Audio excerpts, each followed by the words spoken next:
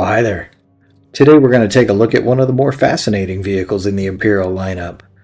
I'm of course talking about the AT-AT. Whoa, let me stop you right there. Yes, it's the AT-AT. We don't call it the AT-AT. Just takes too damn long to say, and out on the field, speed matters. No, that doesn't work for everything. The little one is just called the AT-ST or Scout Walker. Why? Well, just try it. Quick, meet me at the ATST. Gesundheit. See? Impressive as it looks, it's actually just the latest iteration in a long line of heavy combat walkers. As far back as the Old Republic, nearly 4,000 years ago, the 100-ton Manca-class walkers could be found on countless battlefields during what was known as the Great Galactic War. By today's standards, of course, it's completely archaic in design, but vehicles like this continue to evolve, laying the groundwork for the walkers we use today. For many, the heavy walker reached its zenith during the Clone Wars, with the six-legged AT-TE becoming nearly as welcome a sight to the clone troopers as the beloved LAAT gunship. Anyhow, back to the AT-AT. But first, how did this thing come to be? Well, as the Empire was replacing the Republic, the decision was made to replace the AT-TE. Kuat Drive Yards was commissioned to improve upon the Clone Wars era walker, addressing some of its shortcomings and leaning into the Tarkin doctrine. The idea being, while tactical effectiveness was a consideration, intimidation was the real name of the game. Is it a weird choice for a troop transport?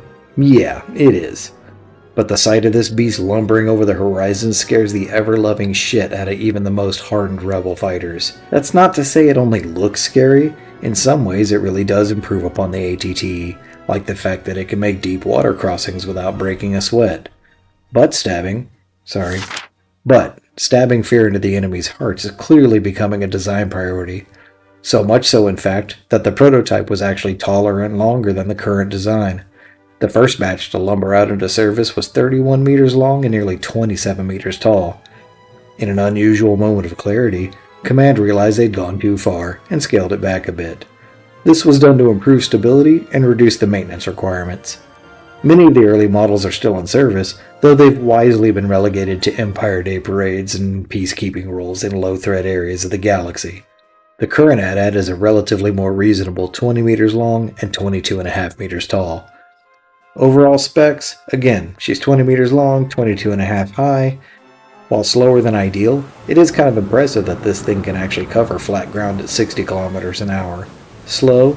Yes, but faster than it looks. Power to move 290 tons like that comes from a pair of KDY compact fusion drives. This means you don't want to be around when one explodes. Typically set up as troop transports, they'll haul their crew plus 40 troops and 6 speeder bikes. With some rearranging, it can be repurposed to carry one partly dismantled AT-ST. I'm sure there is one, but I'm struggling right now to think of a single situation where it would be useful to do this. Take apart a single Scout Walker so you can transport it in a much slower walker? Anyway. Alright, on to the fun stuff. The weapons. On either side of the cockpit, a pair of powerful FF4 medium repeaters handle the light work. Everything from enemy ground troops and artillery positions to flicking snub fighters out of the air like gnats. The real magic is tucked just under the cockpit. 2 fire-linked MS-1 heavy blaster cannons made by Tame and Back. And I do mean heavy. These things are absolute bunker busters and can raise most buildings to the foundation with a single well-placed volley. Not only that, but these cannons can reach out and touch someone. The range on these beautiful bastards? 17 kilometers. Yeah, the AT-AT may not always make sense, but she sure is packing some heat. Okay troops, let's wrap this up. Bottom line, this thing is huge, powerful, and just plain weird. Don't forget to do the things and the stuff. It would mean so much to us. Thanks for watching.